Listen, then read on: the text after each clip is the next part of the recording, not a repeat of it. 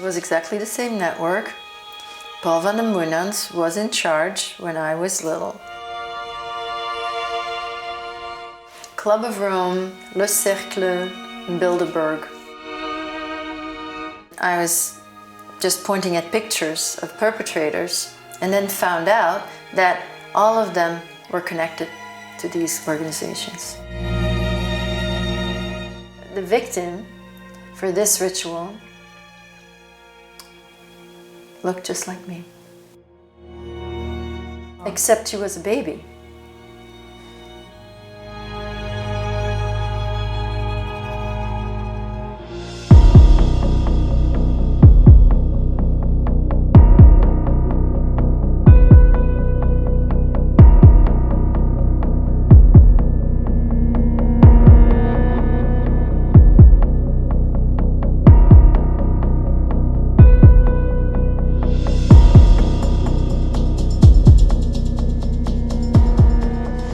We're here in the Netherlands with Anneke Lucas from New York.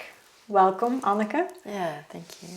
I'm glad we have the opportunity to talk about your book, Quest for Love, Memoir of a Child Sex Slave.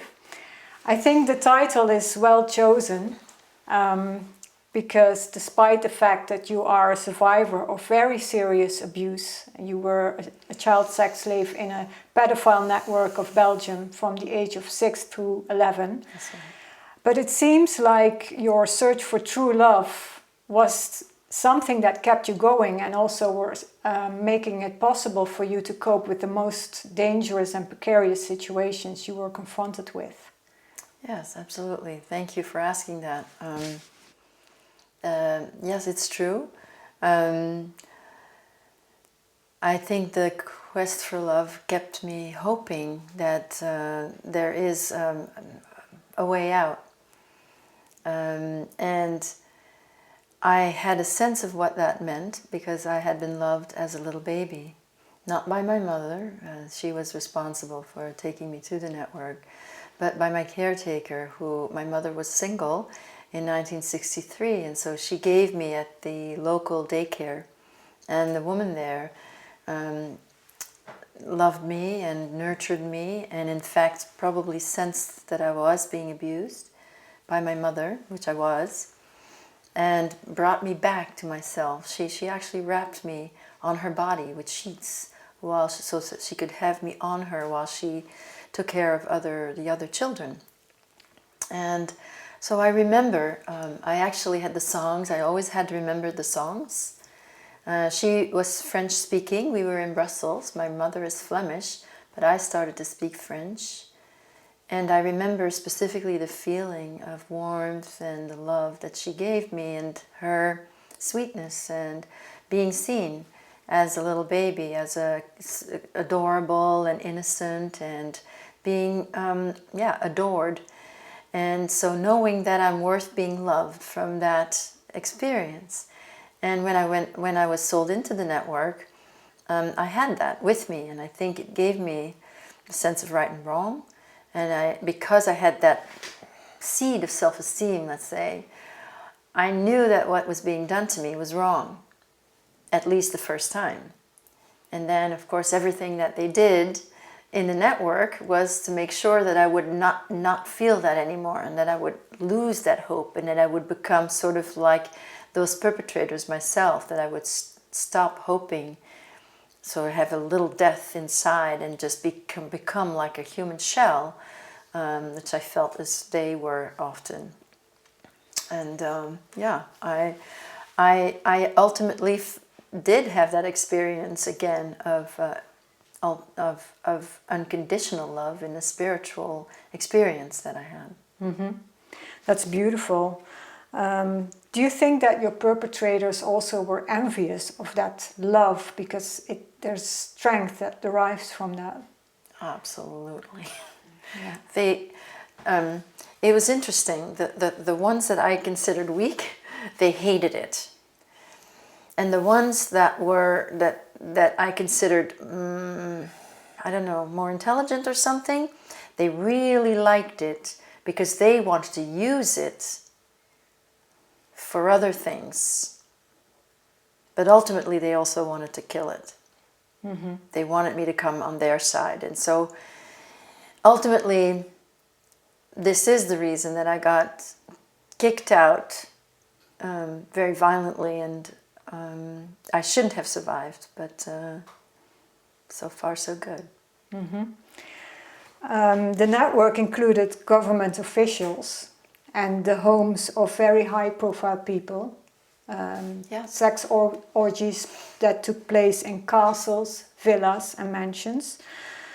Why does this kind of extreme abuse often take place in high circles? Oh, interesting question.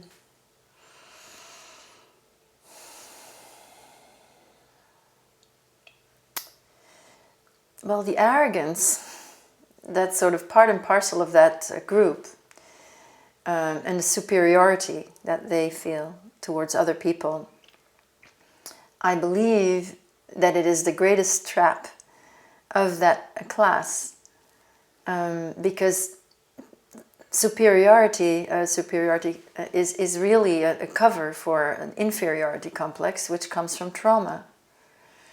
And in that group, abuse is actually normalized. Sexual abuse of children is normalized, and the elite, the aristocrats, as as I described in my book, brought their own children to be abused. And also those who are satanic and mind control, have mind control slaves, their own children are also being mind controlled and prepared for special roles and so forth. So abuse is part of their culture, traumatization is part of their culture, but they think that it's to make them strong and to basically indoctrinate them into this satanic worldview where human beings are either part of them or their chattel. Either you're superior and you belong to them through your bloodline, or you are inferior and you're nothing. And they have these horrible names for us, for most of us. And so I had this kind of strange journey in the network itself, that the first 3 years I was considered dispensable.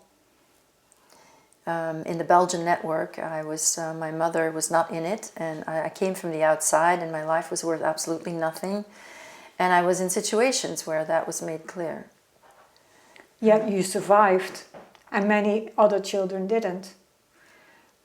I wouldn't say many, but what I personally witnessed is yes. Mm-hmm. And I definitely was in situations where I should have died, but for whatever reason, in fact, there's one situation where it came very close, but it was more because the Baron who was killing a child, and I think it was just accidentally that it was not me,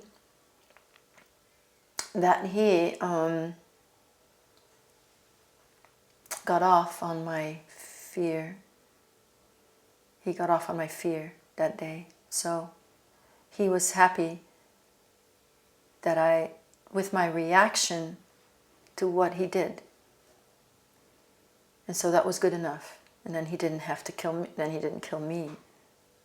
But certainly, yeah, that was clear. And then at 9 years old, I was actually given to an international networker who was not Belgian. Mm-hmm. I was given by the Belgians for them to be able to do business with these people who are like from the global elite, the global network, and which is the only hierarchy that really exists, I think, in the world. And then the first thing that they did was take my blood. And how did they take it? They just took it with a needle. But it was strange because it was that's it. I mean, I've written in my blog and I've spoken quite a bit about the circumstances in which I met, which was a ritual. The Belgians, including Paul van den Boeinans, and he did it. He organized a satanic ritual for this international networkers, because the Belgians at the time, I don't know if it's changed, they were not Van den Boeynants was not a sincere Satanist. You know, he was not really into that, even though he did all the same things, if that makes sense. But so they set up a, let's say, proper ritual.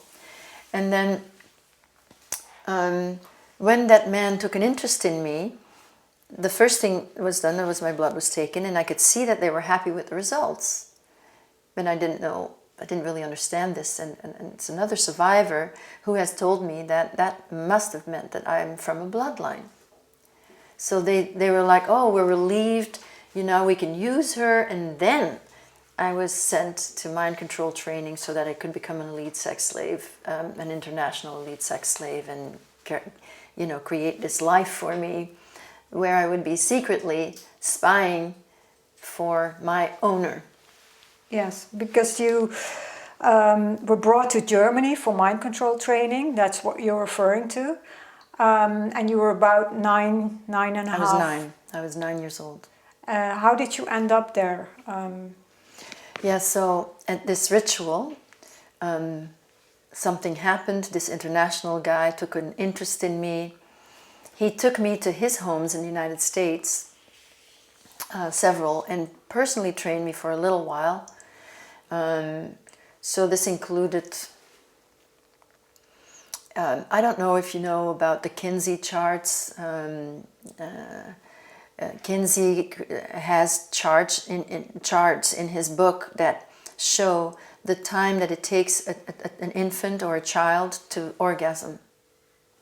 No, I'm not familiar. Okay, so Alfred Kinsey, you can look that up. He's a big personage. And anyway, this person did that to me, and then manipulated me, and then timed the time it took me to orgasm, and then told me to make it last longer, so that eventually I wouldn't orgasm anymore, so that my pleasure, there would be no pleasure of mine, it would all be in service of the man.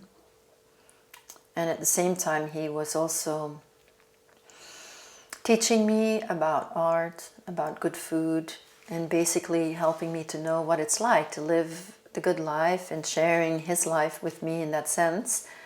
And took me shopping, showed me, you know, how to feel how cotton is crispy, and, you know, just to recognize the good quality stuff.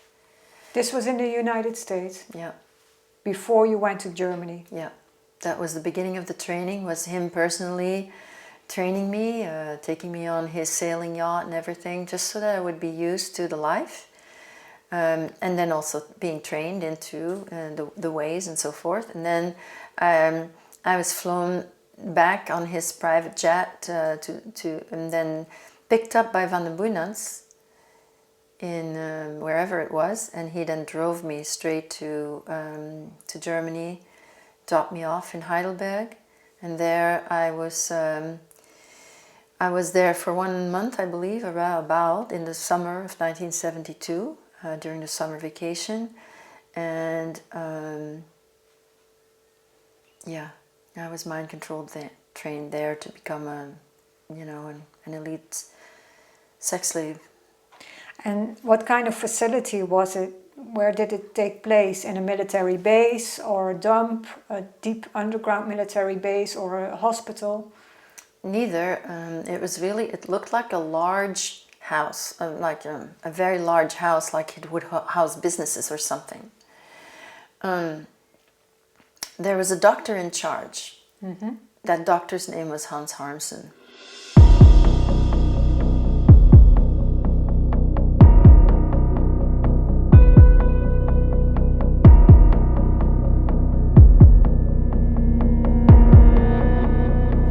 Hans Harmsen. There was a Nazi connection that I didn't really understand. There was a Nazi connection, that he was part of the Nazi party. But I think more significantly, this doctor was actually the head of Planned Parenthood in Germany for a really long time. Which is involved in eugenics. He was actually a eugenics researcher. He was. I found that out later. I didn't know, I was there, I was being mind control trained. There was no research done on me, if that makes sense. What he did with me, and there were 3 young men who were handlers, who were basically working with me more than he was. But there was no experimentation involved. They knew exactly what they were doing. They knew what the result would be. And I myself was just stunned at how quickly I was changing and I was, absorbing. Because the traumatization, the shock was really to get me into fight, flight, freeze, collapse mode, so that all the brain activity reduces to the brainstem, so that I would get in this instinctual survival mode where your senses sharpen tremendously, and you from there you go straight to action. So you bypass the rational mind, and the splitting happens automatically. Although that in MK Ultra, the splitting happens in a different way, where a new alter is created in order to create a new sex slave for each perpetrator, so to speak. But that wasn't really done to me. I was trained a little differently. I was told by other survivors that it sounded like the Rosicrucians training on which MK Ultra was based. So I'm not sure. That's what I've learned. It makes sense that in Germany the original mind control would have been created.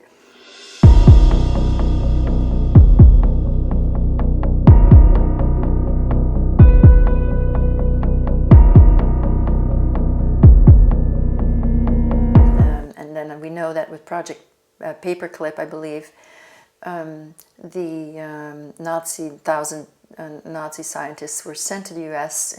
after the Second World War, and then went to work on their experiments. They furthered their experiments there. So we know that. I was in Germany. Hans Harmsen was. You recognized him later on, and as an impulse reaction, you started to choke. Was that a post-traumatic stress reaction, or was it a suicide program that was implanted in you because you were not supposed to recognize him? Exactly. That was his training, to make sure I wouldn't recognize him. When I saw his face, his photo, I had a very strong thought that I don't know him. And I thought, well, that's strange that I'm thinking that. There must be something there, so I just left his picture around. But I didn't feel anything. I saw his picture, didn't feel anything except for that thought, I don't know him. And so the next thing that happened is I started to choke, but without doing anything. So I was far enough along in my healing that I knew I wasn't going to die. I just had to breathe through this. But it did take all my yoga training to really be able to breathe through this, because I really felt like I was choking. And if I would have added fear to it, if I would have believed that I was in some kind of an attack of some sort, an asthma attack or something, I might have died, But I just knew that it was a reaction and that it was from the mind control training. And what he had done is he had shown his face like that. He had gone, was bedeutet das? What does this mean? And then he would put his thumbs on my throat, and he would push really hard until I would pass out. And he did that repeatedly so that I would have that reaction in order not to remember him. And when I remembered him, I just did feel tremendous hatred. Like I never saw his human side.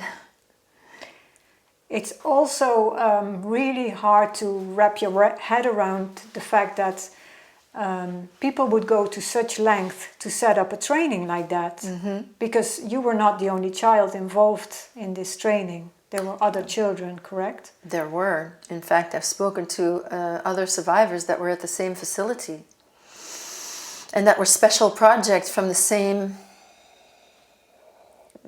what I call big shot in the book, American perpetrator.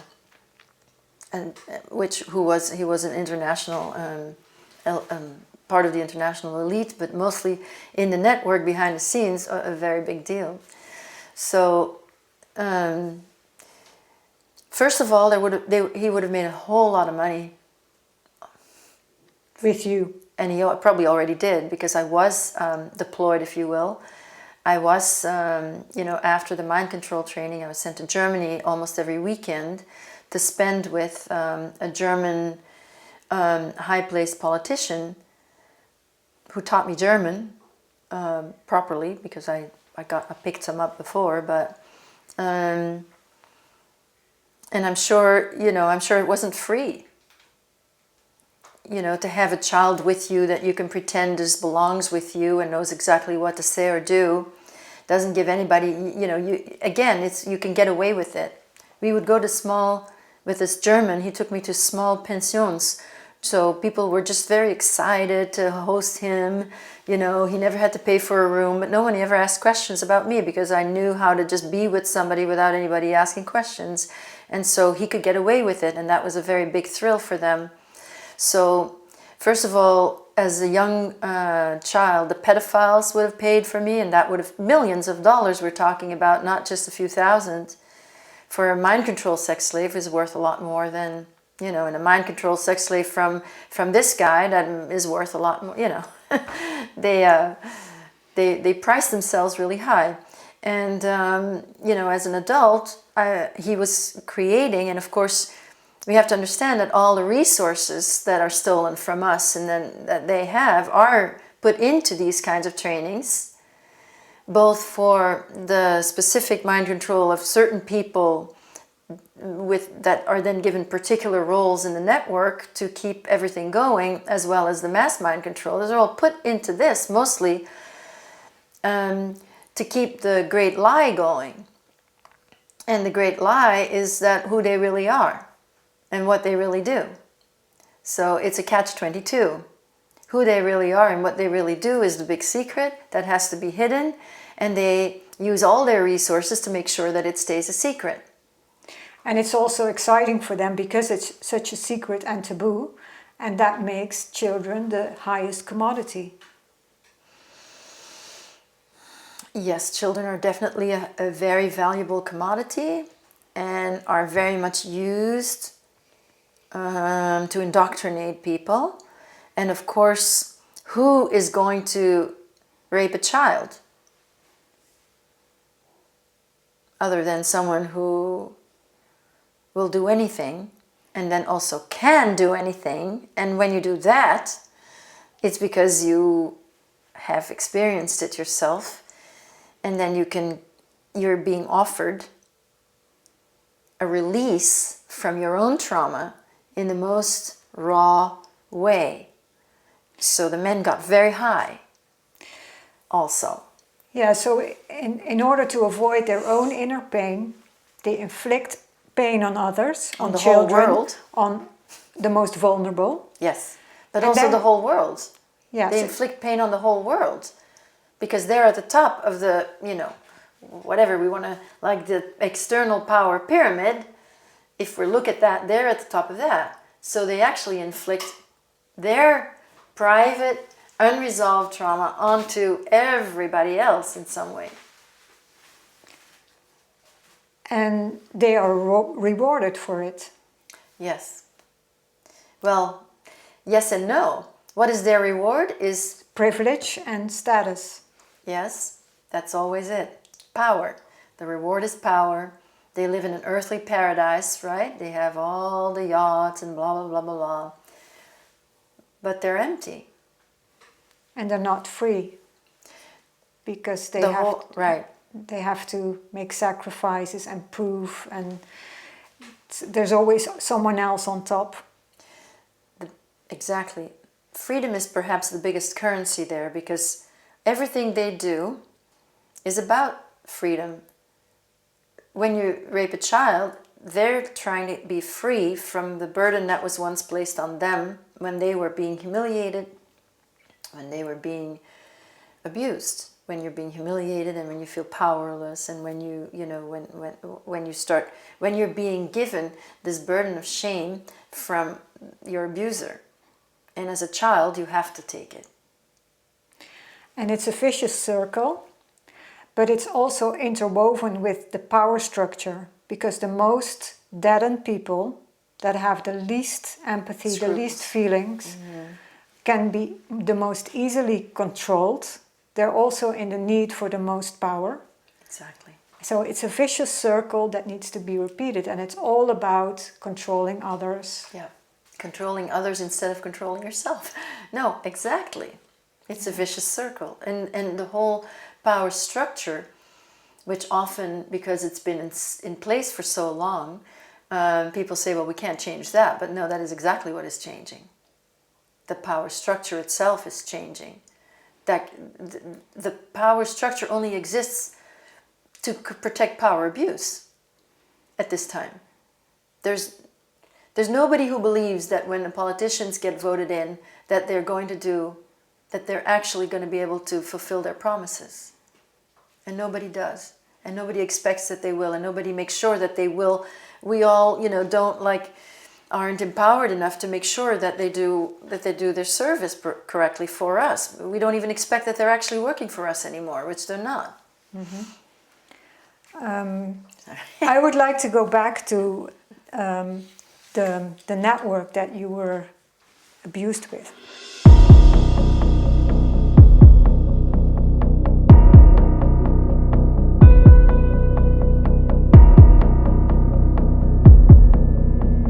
It's a Belgian network that is connected to Marc Dutroux through the role of Michel Nihoul.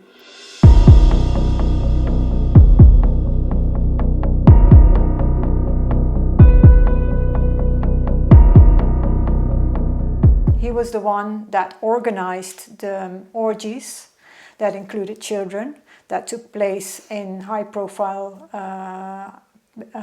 houses of high-profile people, politicians, the aristocrats. Marc Dutroux came to the scene years later. Exactly. But it was the same network. Could you explain that? It was exactly the same network.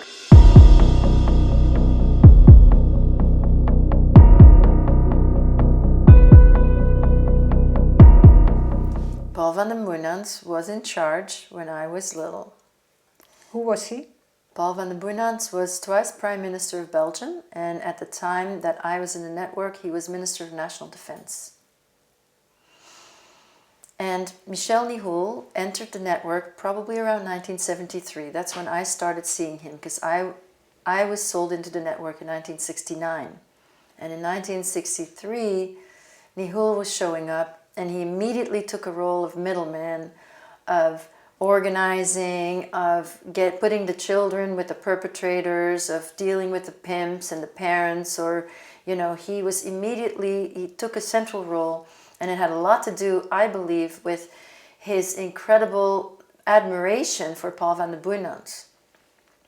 He was a classic brown-nose who really loved being with the VIPs, and he wanted to do anything for the VIPs. And he was just very, very happy. And he was also a complete psychopath, without any. Like, he would make jokes. They were in incredibly bad taste. When he was trying to imitate, a lot of the time he was actually trying to imitate Van den Boeynants, because he really liked that man. But when Van den Boeynants could be very funny, dry humor, very cruel. But when Michel Nihoul, he was just completely flat. I mean, there's just nothing going on there. And he had nothing, like no awareness. Incredible. Now, he was also one of the defendants in the Dutroux trial. Exactly. And in the X-Files, mentioned as one of the organizers of these elite pedophile parties. Yes. But he was never convicted for it. He was not. He, just like Marc Dutroux, who was finally convicted for a life sentence in prison, but they were protected by the Justice Department. Just as they said, right? Why was he protected? Why would he be protected? Marc Dutroux was a small pimp for the network as far as I knew. from other survivors and so forth. Michel Nihoul had a more key role, obviously, a higher role in the network. As long as they can protect you, they will. And when I was a child, I was very well aware that the people who were at these orgies and my rapists were people in the judiciary, ministers, police commissioners, judges, you name it. They're in the network, they're part of the elitist, or we could say, I called it a club. It was like an exclusive club. It's not all, obviously, but it's enough that it's possible to sabotage a case like that. And Michel Nihoul would have known too much. In fact, he actually bragged to a journalist of Die Welt, a German tabloid, that he had a compromising file of every politician in Belgium. I'm glad he bragged about that. It's good that he was such a bragger. I own the government. And you, oh yeah, right, and you picked that up. Very good, very good.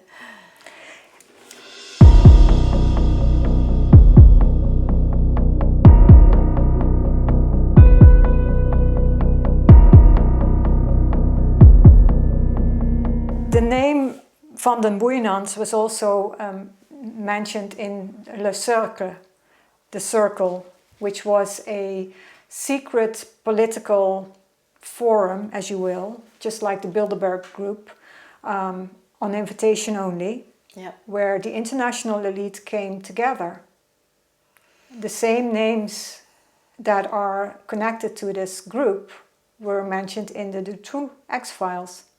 And it's interesting because Club of Rome, Le Cercle, Bilderberg,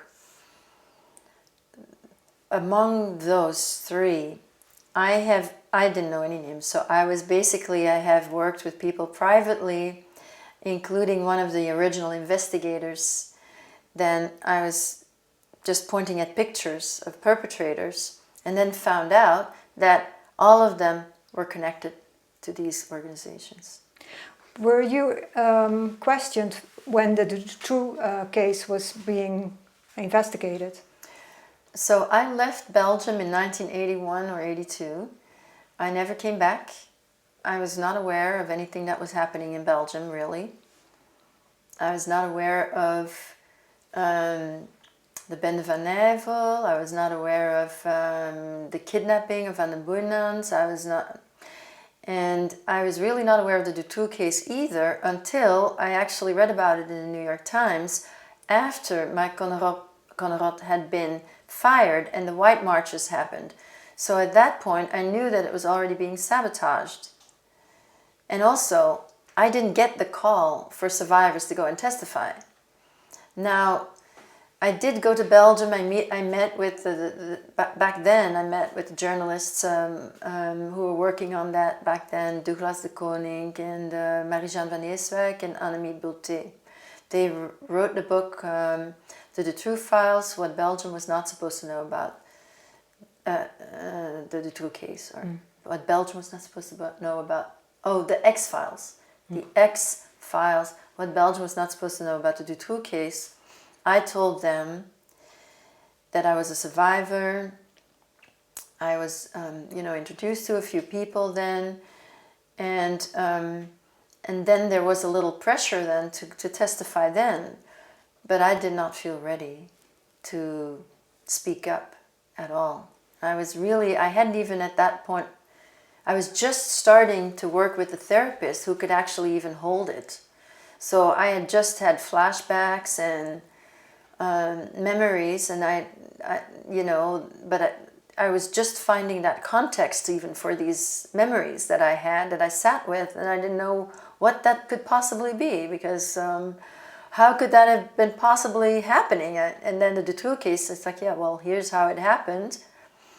So I knew I wasn't ready, and then I also was witnessing how X1, Regina Louf, was being treated.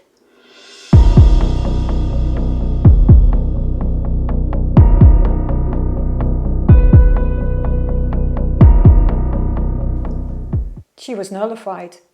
and called delusional. Horrendous. Yeah. She was called she was called delusional, but she was also in a personal way. When those journalists interviewed her, the way she was treated was horrendous. Like, they were very disrespectful. Like, you would never talk to a person that way, but they did. And I thought, no, I can't. I couldn't deal.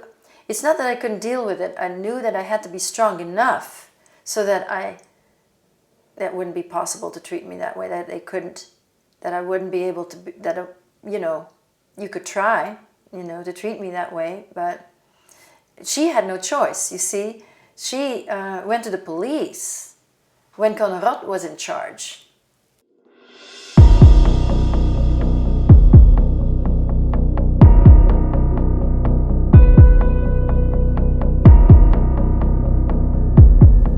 So there was a good team. She had good people around her. There was a sincere effort to undo this, and there was real hope when she went to the police that this was all be uncovered. And then that was completely shut down when Conrad got fired, and her team was also dismissed. And parts of her story were confirmed by detectives, that she knew details of murders and locations that she could possibly not know if she wasn't there herself as a witness. Absolutely, but what they did is they fired the entire team that was investigating her, and on some pretext, and then later that was found out that it was just nothing, but they never got their job back. Meanwhile, they were put on leave, and another team came in and then discredited her. But yes, that's true. And one of those people I have spoken with several times, Michel Kliep, who was in fact part of that original team and was doing the investigations. And then just recently, really, in the last years, I started speaking to him. I never saw the point of going to the police. I never saw, and I knew I had to be strong enough to speak up. Yeah, and at the time it wasn't probably safe either, because 30 witnesses have suspiciously died or committed suicide or were suicided, that had some incriminating evidence against Dutroux. Exactly. Or the people in the network. Exactly, and at the time the survivors could be ridiculed and passed off as crazy, and then we don't have to kill them. You see, those who had actual physical evidence were killed, and those who were speaking about their experience were what do you call that? Ridiculed, or they were made to seem like they're crazy people. That's the common pattern, yeah, in many ways. In this book, written by the father of Eve Lambrecht, one of the girls that was killed, he writes about Dutroux being working for Staatssicherheit, East German secret service of the DDR. And their role was to use children in pedophile settings to create compromising files against politicians and other influential people to use as leverage. These were not just some ordinary statements. They've talked to journalists who investigated the case at great length for years. It's connected to the disappearance of Manuel Schratwald. Schratwald, yeah.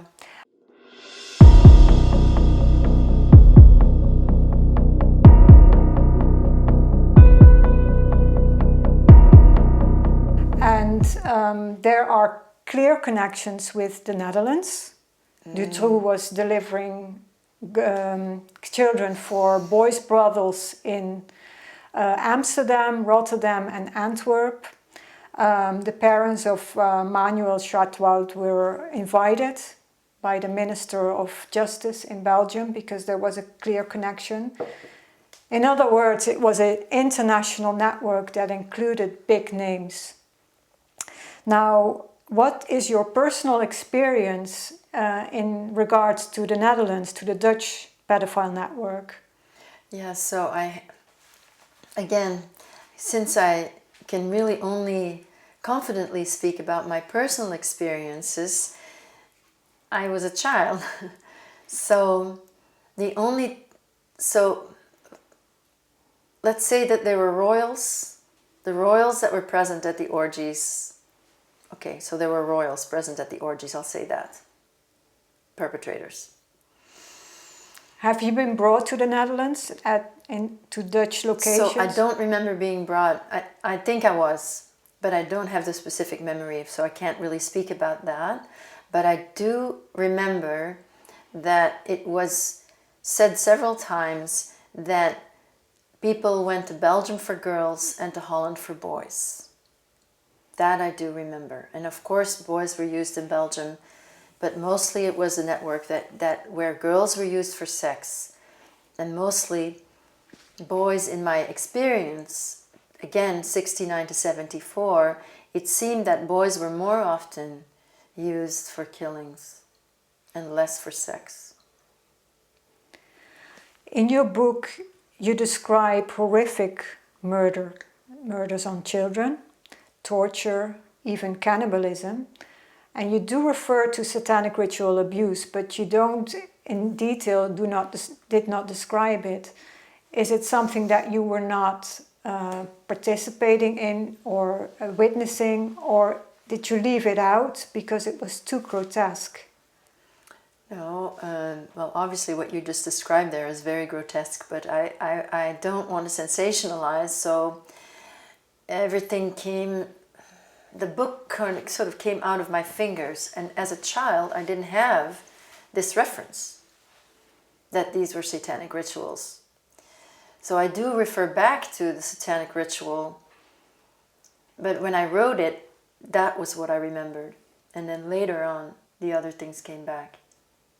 Because I didn't remember the American big shot. I didn't remember him until he died, and everything really connected to that. I'd always remembered about Wouter, the little boy who got killed in the satanic ritual in 1972, around the Bilderberg meeting in Knokke Zoet.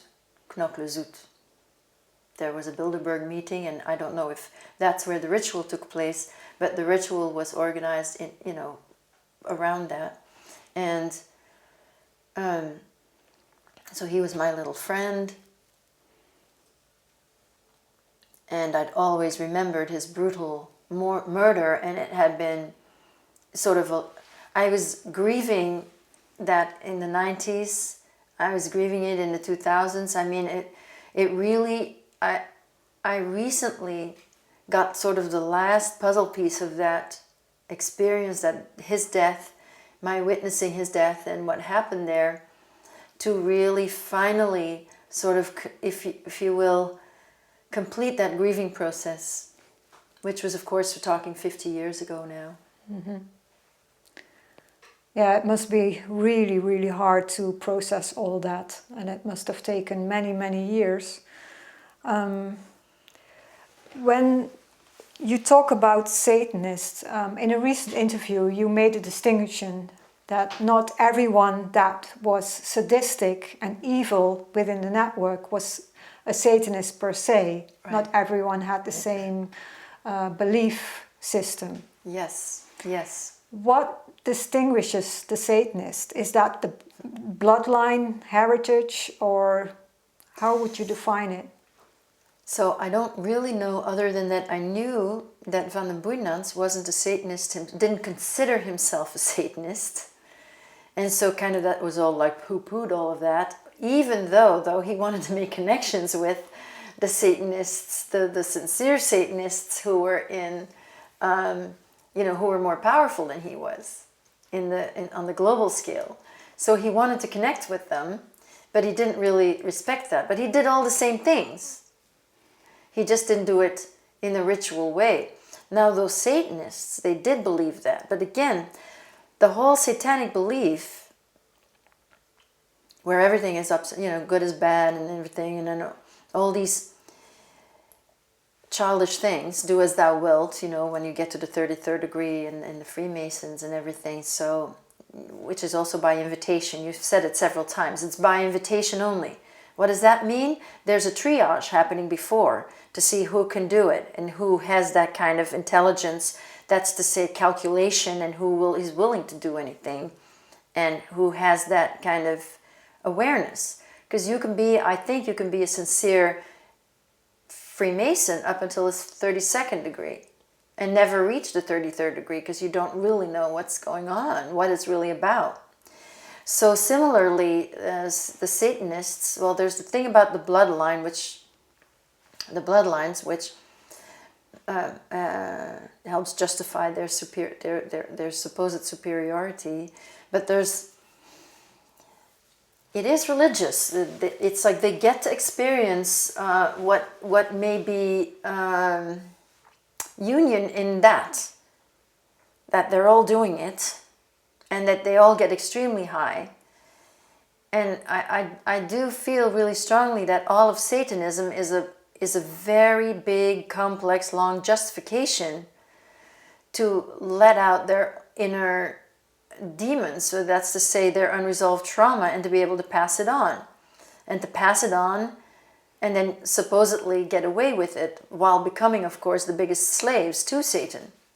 Because there are dark forces, and there are entities, and I did witness very disturbing things that are definitely otherworldly, that these demons or these entities are invited to take possession of someone in these rituals, and they do, and you see them transform, and it's very creepy and very scary. Or during rapes, you do see it.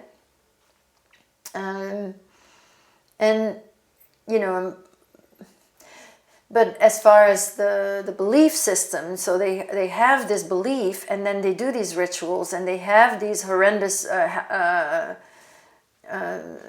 aspects of the rituals. So like their own inner child is completely dead, and then they can only come to life when during a killing of another child, which is a representative of their own inner child that has to die because theirs is dead, and then they kill another child. And the process of the making dead this child is like the only time they can sort of come alive and feel really alive. And I always felt that whatever they believe, the blood or the sacrificial cannibalism, whatever they believed, I felt that the reason they were so high, they also were taking tons of drugs, but the reason why they were having this what they would call a religious experience, really had to do with that they were getting this incredible relief and release from their own trauma for a little while. And you also wrote that they experience this tremendous sense of power when they take a life that gives such a high that it's almost a substitute for true love. Is it addictive, just like a drug, or just like adrenochrome, drinking blood that is highly adrenalized? Yes, and again, there may be science around that, but anyway, I never had heard that word, but I did witness this. But I felt that the high and the rejuvenation, because they did look rejuvenated, is that their inner child is coming back to life for a moment. Because they were getting such an incredible relief and release. And as far as love, I mean, okay, so we're talking about the darkest thing in humanity, and we're talking about love at the same time. So that takes a little explanation, I think. What is love? Well, I believe that if you have not received any love as a baby, a human being, or maybe ever, or as a baby, if you don't receive it as a baby and you don't know what it is, I think you're doomed. In a way, I feel they are doomed, Because if you don't know what love is, that unconditional love, you also can't recognize it later. So if someone loves you unconditionally, you don't know what it is. So basically, if you're a little child, a baby, and you're not being seen as innocent, well, then then it is possible that later on you're somebody who doesn't believe in innocence because you don't feel your own. So when you are sort of from the beginning abused and treated and used, if you will, abused and which is used and exploited as an object, then what do you have in terms of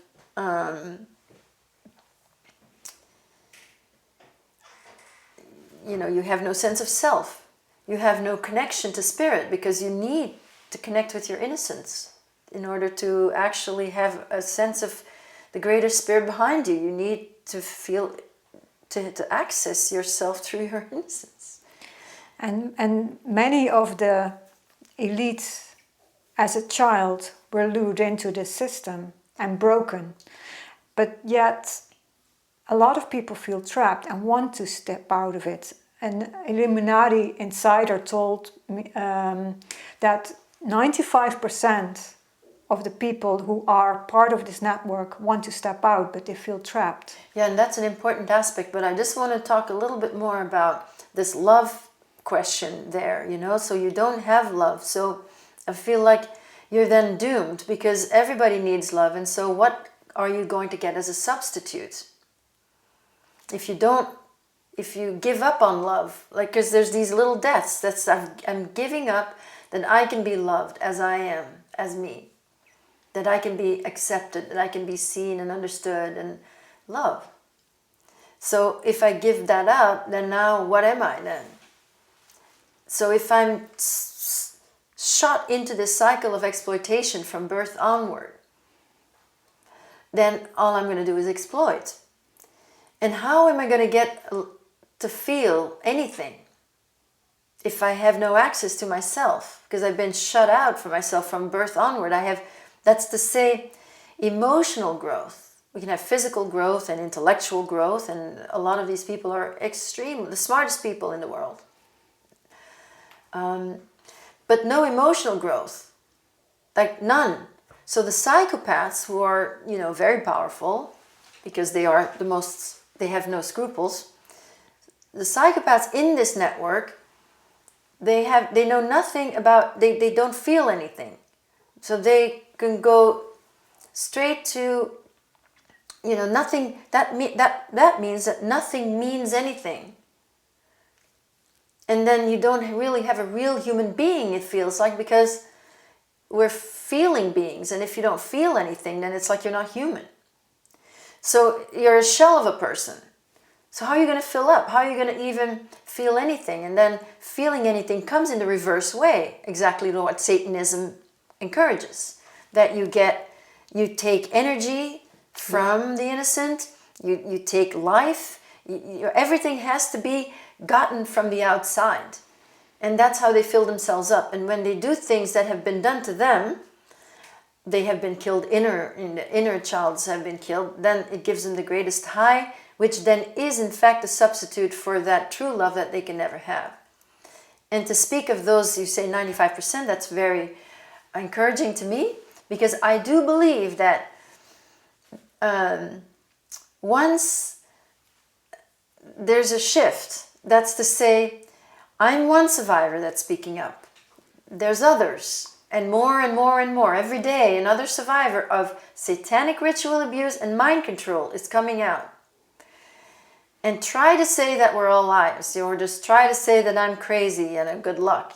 Obviously, there's no reason for me to be exposing myself to all this, what I am exposed to, unless, I want to be able to speak my truth and tell my story. And I don't want to give in to the pressure not to do it, because the other people who misbehaved don't want me to. So I know that there's a lot of people who are not comfortable in this, because I know not everybody's a psychopath and not everybody is a full believer, but everybody has their stuff on everybody, right? It's blackmail. And I know that a lot of people must be afraid that their families are going to get hurt. And I know that people do sacrifice their lives. And sometimes their families do get killed. That is real. And also victims are made into perpetrators. And that's another reason why it's hard for people to speak out, for victims, but also for participants that were lured into it. Because what's your own share in it? What's your own responsibility? Exactly. And that is why it is in a way easier for me to speak out, because I was out at age 11. But it's true that I was also, and I also write about that in the book, of course, indoctrinated in that same way, that from the beginning, victims of mind control are trained to perpetrate, and done in such a way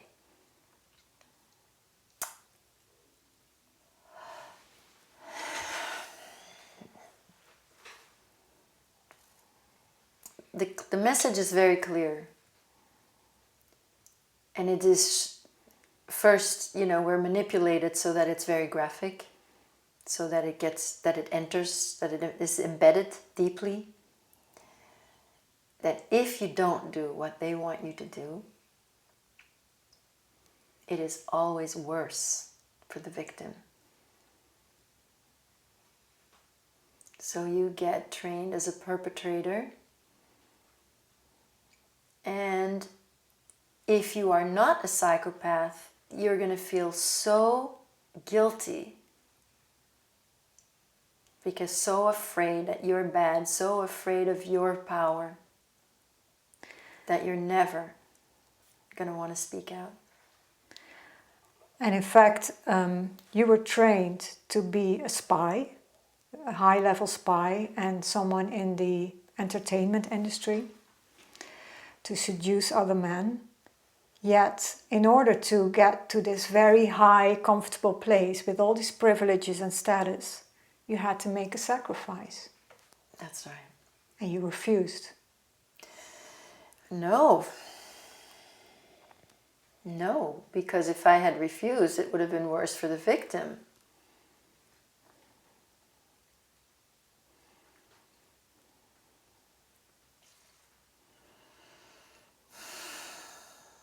Did you have a choice? Of course not. But also, they thought of this as a celebration, because this was sort of like, after a year of training, this was my induction. And it was a ceremony that seemed like a week-long celebration of some, with, well, lots of people who were at the time in 1973 at the top of their game, I recognized. And meanwhile, I was already being used also during that week. I was also a sex slave, and I was also a spy. I was given to men then, and then I had to tell my owner what they liked sexually and so forth, or what their weakness was. I was constantly working, but it was also a long ceremony where my owner, super proud of what he had created, which was like basically a sexual stereotype. It's going to end up a sexual stereotype, but what he had created, showing that off to his fellow Satanists, and this was the celebration. It was still mind control, in that the victim for this ritual looked just like me. And that was on purpose. Of course. That's how sick these people are. Except she was a baby. A 1-year-old something.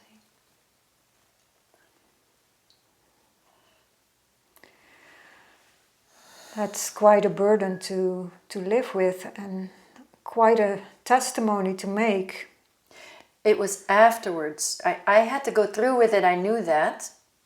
And the next time that I saw my owner, I went against him. And that's how I got kicked out. And I just, I thought I was just going to be killed, but no. And again, I have been told, if you were from a bloodline, they wouldn't kill you, but they reprogrammed me to make sure I would not become famous, on my own. So I would never feel worthy of success, and that included with photography and everything. So when I was a young adult, it was really painful. But that reprogramming made me feel again, once again, let's say, because I'd already started feeling as the lowest of the low. And then I got to be special for a year, and then back to being the absolute lowest of the low. But I was sent back to the Belgian network in the end. And then when I got back, pretty soon after that is when my book really starts, is when I was then being used when the Belgians didn't really know what happened. But they used me for the VIP visitors, and then the gangster took an interest. And you also wrote in the book, it takes courage to come forward with your testimony for every survivor of this kind of abuse. A lot of courage. Because you wrote, nobody wants to admit that they've been humiliated or been used as a perpetrator, and you were still a child. So so it's a legal question, but not emotionally. I mean, I'm yes. talking about things that nobody wants to talk about. Right. Nobody wants to admit that of themselves, because I still did it. And it's very difficult. I mean, I understand. I have healed enough to know that it wasn't my fault. And I did the best I could in an impossible situation. And I was also a victim. I understand all of that. But I still went through with it. I did it. And then there is the grief also. Mm-hmm. Because taking a life, I think, is the greatest trauma. For me, it was rather easy, frankly, to go through all of the things where I had been victimized. Rather easy. The pain was always over the other children.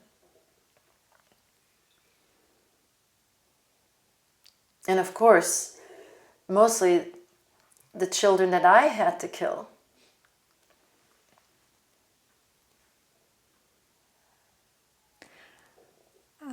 It's a very heavy burden to carry, and I have to compliment you for your bravery to come forward and to be this honest on camera, and to be an example for other survivors.